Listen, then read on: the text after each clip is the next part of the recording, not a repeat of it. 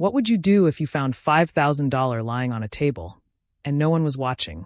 Today, I'm going to tell you a story about a test, a child, and a lesson that changed everything. But before we begin, if stories that touch your heart are what bring you here, make sure to hit that subscribe button and turn on notifications. You won't want to miss what happens next. Now, let's dive in. The rain hammered against the tall windows of the Hoffman estate like 1,000 angry fists. Inside the Grand Library in Vienna, the fire crackled and popped, casting dancing shadows across walls lined with leather-bound books that no one ever read. Wilhelm Hoffman sat motionless in his burgundy velvet armchair. His eyes were closed. His breathing was slow and heavy. To anyone watching, he looked like a harmless old man drifting into an afternoon nap. But Wilhelm was not asleep. Under those wrinkled eyelids, his mind was sharp, calculating, waiting. This was a game he had played many times before. At 75 years old, Wilhelm had built an empire.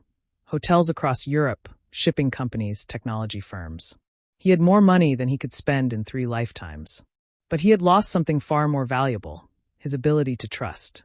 His children only called when they wanted something. His business partners smiled to his face and plotted behind his back. Even his household staff had betrayed him. Stolen silverware, cash from his desk, bottles of rare wine. One by one, humanity had proven itself rotten. So Wilhelm had developed a philosophy. Every human being is greedy. Given the chance to take something without consequences, they will take it. Every single time. Today, he would prove it again. On the small table beside his chair, Wilhelm had placed an envelope. It was open, bulging with cash, 5,000 euros in crisp bills. Enough money to change a poor person's life for months. It sat there, deliberately careless, as if forgotten by a senile old fool. Wilhelm waited. The heavy oak door creaked open. Petra entered first, his newest housemaid, a woman in her late 20s with dark circles under her eyes that told stories of sleepless nights. She had been working at the estate for only 3 weeks. Wilhelm knew everything about her from the background check. Widowed 2 years ago when her husband died in a construction accident, left with nothing but debts and a young son. Today was Saturday. Petra usually worked alone, but today the schools were closed. Emergency repairs because of the storm damage. She had no money for a babysitter. She had begged the head housekeeper, Frau Bergmann, to let her bring her son to work, promising he would be silent as a ghost. Frau Bergmann had reluctantly agreed with a stern warning. If Herr Hoffman sees the child, you're both finished. Wilhelm heard 2 sets of footsteps now. One heavier, anxious. One feather-light, hesitant. "Stay here, Felix," Petra whispered, her voice trembling with fear. "Sit in that corner on the carpet. Do not move. Do not touch anything. Do not make a single sound. Herr Hoffman is sleeping in his chair. If you wake him, Mama will lose her job, and we will have nowhere to go tonight. Do you understand me?" "Yes, Mama," a small, gentle voice replied. Wilhelm, pretending to sleep, felt a flicker of curiosity. The boy's voice didn't sound mischievous. It sounded frightened. "I have to polish the silver in the dining hall," Petra whispered hurriedly. "I'll be back in 10 minutes. Please, Felix. Be good." "I promise," the boy said softly. The door clicked shut. Petra was gone. Now it was just the billionaire and the boy. Silence filled the room. Only the crackling fire and the steady tick-tock of the grandfather clock in the corner. Wilhelm kept his breathing steady, but every sense was alert. He expected the boy to move around, to explore, maybe knock something over. Children were naturally curious. And poor children, Wilhelm believed, were naturally hungry for things they didn't have. But Felix didn't move. 5 minutes passed. Wilhelm's neck began to cramp from holding his head in the same position. But he didn't break character. He waited. Then, the soft rustle of fabric. The boy was standing up. "Here we go," Wilhelm thought. The little thief is making his move. Small footsteps approached. Slow. Hesitant. Coming closer to the chair. Wilhelm knew exactly what the boy was looking at. The envelope. 5,000 euros, sitting inches from Wilhelm's relaxed hand. A 7-year-old would know what money was. He would know it could buy toys, food, warmth. Wilhelm visualized the scene.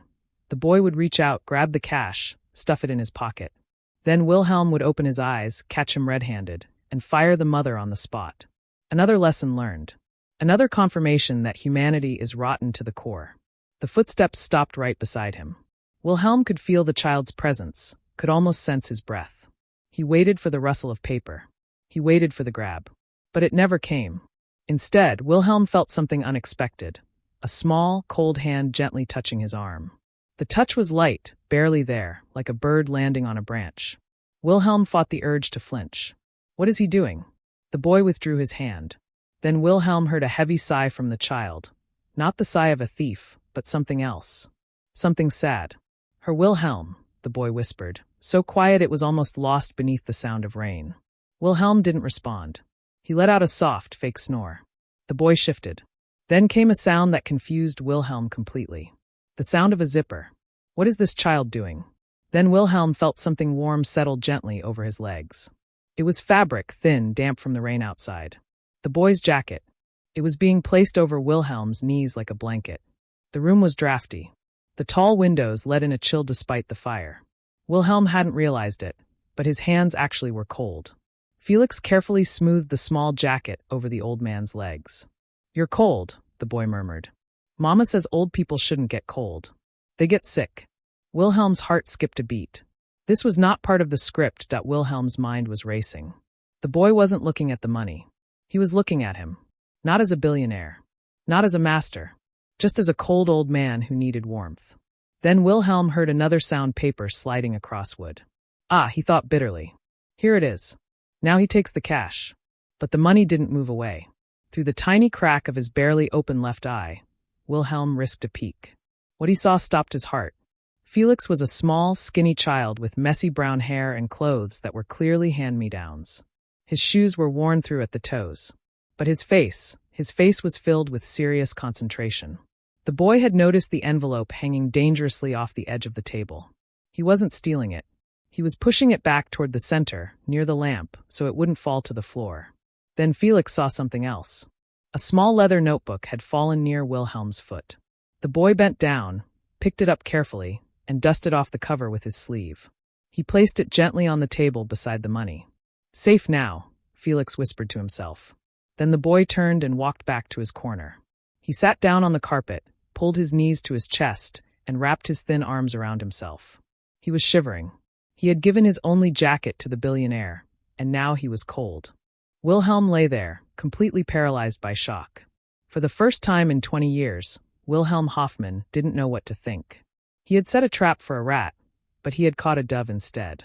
The wall of cynicism around his heart, built brick by brick over decades, developed a crack. Why didn't he take it?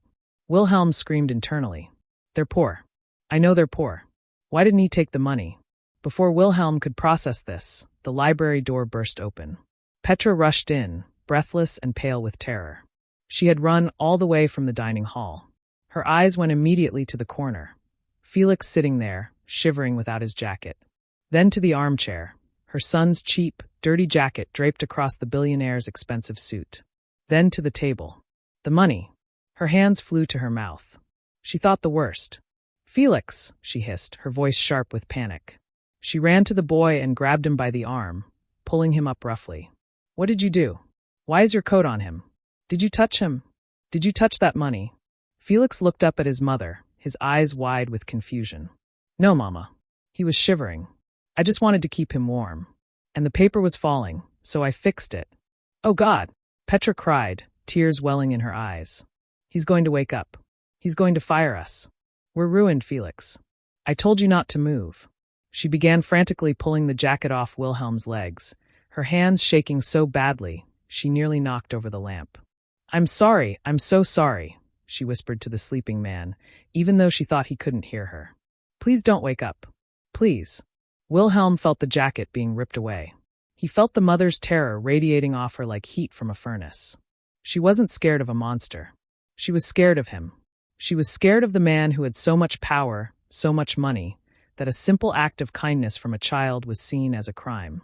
Wilhelm realized in that crushing moment, I have become a monster. It was time to end this. Wilhelm let out a loud, theatrical groan and shifted in his chair. Petra froze mid-motion. She clutched Felix to her chest, backing toward the door like a cornered animal. Wilhelm opened his eyes slowly. He blinked, adjusting to the light. He looked at the ceiling, then lowered his gaze to the terrified woman and the small boy by the door. He put on his grumpiest face, bushy gray eyebrows knitting together. What is all this noise? Wilhelm grumbled, his voice rough and harsh. Can a man not rest in his own house? I am so sorry, Herr Hoffmann, Petra stammered, bowing her head. I was just cleaning. This is my son. I had no choice, the schools were closed. We're leaving right now. Please, sir, don't fire me. I'll take him outside. He won't bother you again. Please, I need this job. Wilhelm stared at them. He looked at the envelope on the table, exactly where Felix had pushed it to safety. He looked at the boy, trembling not from cold, but from fear of the angry old man. Wilhelm sat up straighter. He reached out and picked up the envelope, tapping it against his palm. Petra squeezed her eyes shut, bracing for the accusation. Boy, Wilhelm boomed. Felix peeked out from behind his mother's leg. Yes, sir? Come here. Sir, he didn't mean to, Petra started. I said come here. Wilhelm's voice cracked like a whip. Felix stepped away from his mother. He walked slowly toward the armchair, his small hands shaking. He stopped right in front of Wilhelm's knees. Wilhelm leaned forward, his face inches from the boy's. He stared deep into Felix's eyes, searching for a lie, searching for the greed he was so certain lived in every human heart. Did you put your jacket on me? Wilhelm asked. Felix swallowed hard. Yes, sir. Why? Wilhelm demanded. I'm a stranger. I'm rich. I have a closet full of coats upstairs. Why would you give me your jacket? Felix looked down at his worn shoes, then back up at Wilhelm. Because you looked cold, sir. And Mama says when someone is cold, you give them something warm. Even if they're rich. Cold is cold. Wilhelm stared at the boy. Cold is cold. Such a simple truth. Wilhelm looked at Petra, still frozen by the door, holding her breath. What is your name, son? Wilhelm asked, his voice softening just a fraction. Felix, sir. Wilhelm nodded slowly. He looked at the money in his hand. Then at the open door. A new plan began forming in his mind. The test wasn't over. It had only just begun. This boy had passed the first level, honesty. But Wilhelm needed to know more. Was this real or just a fluke? Did this child truly possess a heart of gold? Wilhelm shoved the money into his inside jacket pocket. You woke me up, he grunted, returning to his harsh persona. I hate being woken up. Petra let out a small sob. We're leaving, sir. No, Wilhelm said sharply. You're not. We're leaving, sir, Petra repeated, grabbing Felix's hand and turning toward the door. Stop! Wilhelm's voice exploded across the room. Petra froze. She didn't dare take another step. She turned around slowly, her face drained of all color. I didn't say you could leave, Wilhelm growled. He pointed a shaking finger at the velvet armchair. Look at this. Petra looked. There was a small, dark, damp spot on the burgundy fabric where Felix's wet jacket had rested. My chair, Wilhelm said, his voice dripping with fake fury. This is imported Italian velvet. It costs 200 euros per meter. And now it's wet. Ruined. I will dry it, sir, Petra stammered. I'll get a towel right now. Water stains velvet, Wilhelm lied smoothly. He stood up, leaning heavily on his cane, looming over them. You can't just dry it.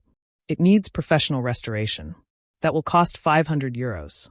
Wilhelm watched them closely. This was the second part of the test. He wanted to see if the mother would turn on the boy. If she would scream at Felix for costing her money she didn't have. If the pressure would shatter their bond. Petra looked at the spot, then at Wilhelm. Tears streamed down her face. Herr Hoffmann, please, she begged. I don't have 500 euros. I haven't even been paid for this month yet. Please, take it from my wages. I'll work for free. Just please don't hurt my boy. Wilhelm's eyes narrowed. She would work for free. For her son. That was rare. But he wasn't satisfied yet. He looked down at Felix. And you, Wilhelm said to the boy. You caused this damage. What do you have to say for yourself? Felix stepped forward. He wasn't crying. His small face was deadly serious. He reached into his pocket. I don't have 500 euros, Felix said softly. But I have this. He pulled his hand out, opened his small fingers. In the center of his palm sat a small, battered toy, a train engine. It was missing one wheel. The paint was chipped and faded. It was clearly old, worthless to anyone else. But the way Felix held it, you would think he was holding a bar of gold.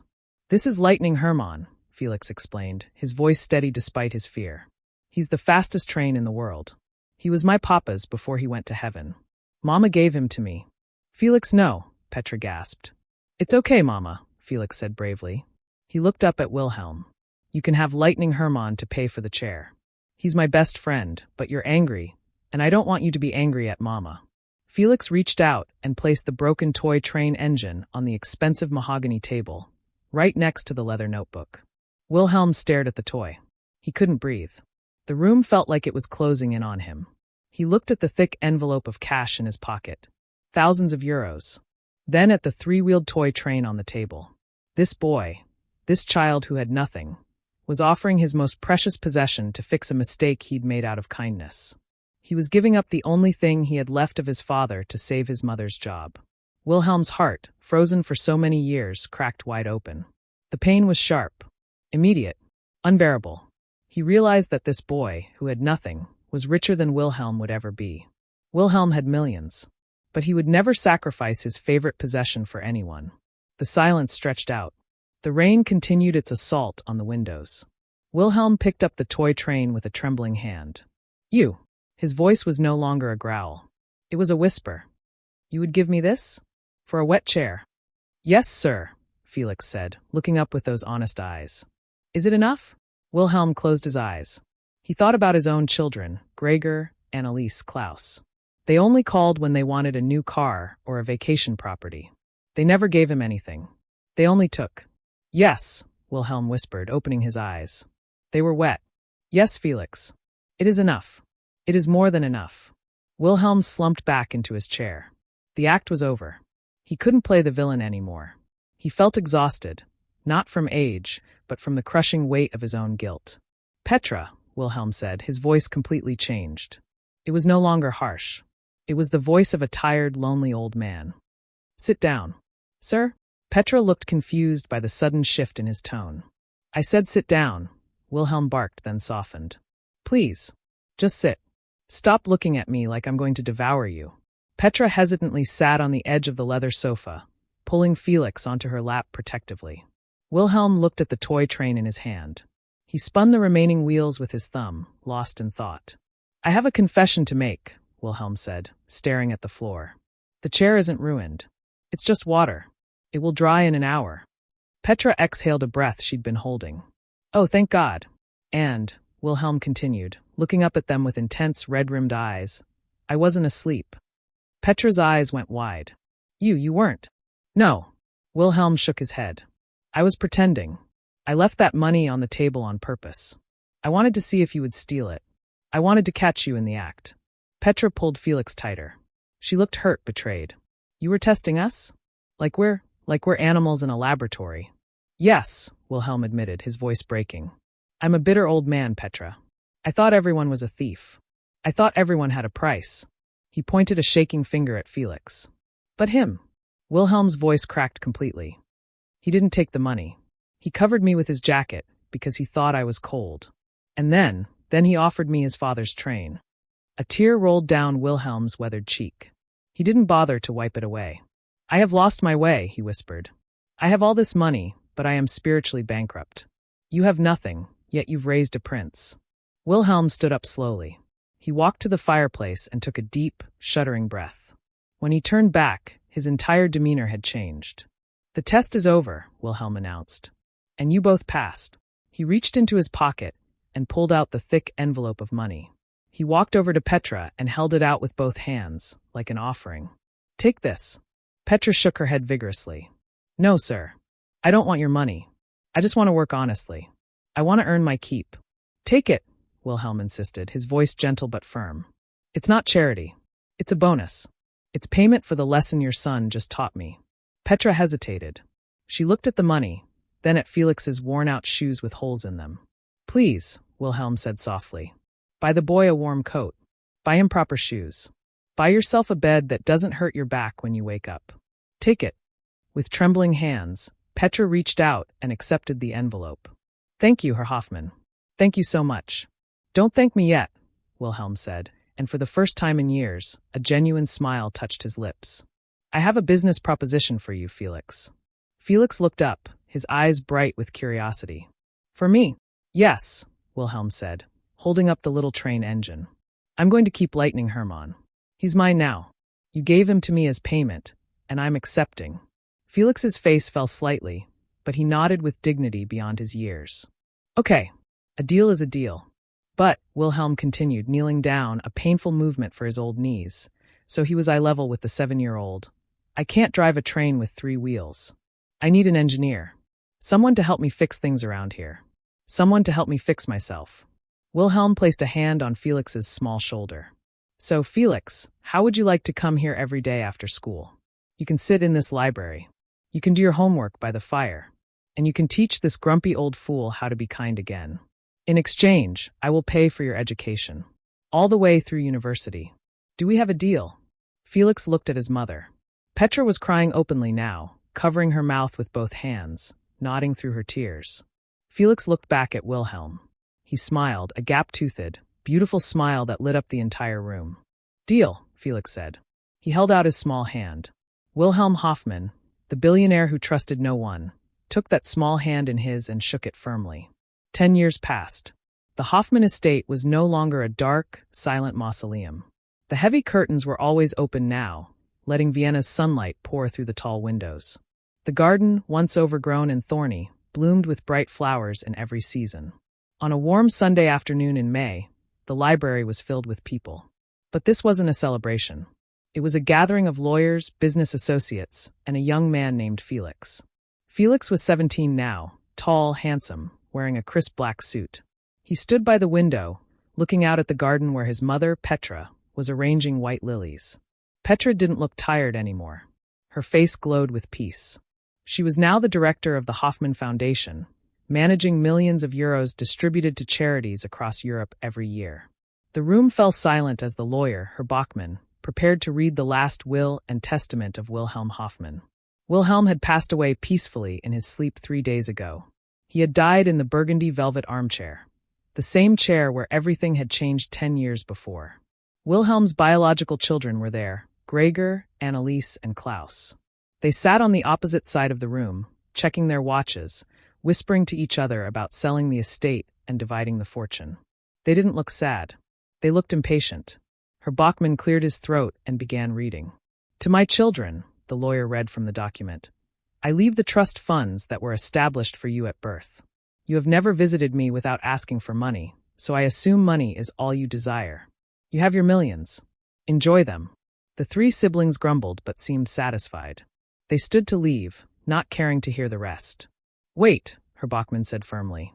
There is more. They stopped. To the remainder of my estate, my companies, this mansion, my investments, and my personal savings, I leave everything to the one person who gave me something when I had nothing. The children turned around, confused. Who? Gregor demanded. We're his family. I leave it all, the lawyer continued, to Felix. The room erupted. Him. Anneliese shrieked, pointing at Felix. The maid's son. This is a sick joke. He manipulated our father. Klaus shouted. This is fraud. Felix didn't move. He didn't say a word. He just stood there, holding something small in his hand, rubbing it gently with his thumb. Herr Bachmann raised his hand for silence.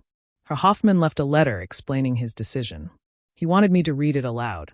The lawyer unfolded a handwritten note, and Wilhelm's voice seemed to fill the room. To my children and to anyone who questions this decision, you measure wealth in gold and property. You think I'm giving Felix my fortune because I've gone senile. But you're wrong. I am paying a debt. 10 years ago, on a rainy Saturday, I was a spiritual beggar. I was cold, lonely, and empty inside. A 7-year-old boy saw me shivering. He didn't see a billionaire. He saw a human being. He covered me with his own jacket. He protected my money when he could have stolen it. But the true debt was paid when he gave me his most prized possession, a broken toy train, to save his mother from my manufactured anger. He gave me everything he had, expecting nothing in return. That day, he taught me that the poorest pocket can hold the richest heart. He saved me from dying as a bitter, hateful man. He gave me a family. He gave me 10 years of laughter, warmth, and love. So I leave him my money. It's a small trade, because he gave me back my soul. To Felix, use this fortune to fix what's broken in the world, the way you once fixed a broken old man. With love and gratitude, Wilhelm. The lawyer finished. The room was silent except for muffled crying. Felix, Herr Bachmann said gently, Herr Hoffman wanted you to have this. He handed Felix a small velvet box. Felix opened it with trembling fingers. Inside, resting on white silk, was the old toy train engine. Lightning Hermann. Wilhelm had kept it for 10 years. He'd polished it. He'd even had a master jeweler repair the missing wheel, with solid gold. Felix picked up the toy carefully. Tears streamed down his face. He didn't care about the mansion. He didn't care about the billions of euros or the angry people shouting across the room. He missed his friend. He missed the grumpy old man who used to help him with his mathematics homework by the fire. Felix walked over to his mother. Petra had come in from the garden, and she wrapped him in a tight embrace. "He was a good man, Felix," she whispered into his hair. "He was," Felix replied, his voice thick with emotion. "He just needed a jacket." The three siblings stormed out of the estate, threatening lawsuits and investigations. But they would lose. The will was ironclad. Wilhelm had made certain of that. Felix looked around the massive library. He looked at the empty burgundy armchair by the fireplace. Slowly, he walked over to it and placed the toy train with the golden wheel on the side table, right next to the lamp. "Safe now," Felix whispered, repeating the words he had spoken a decade ago. Felix grew up to become a different kind of billionaire. He didn't build walls. He built schools. He didn't hoard his wealth. He used it to repair what was broken, communities, lives, dreams.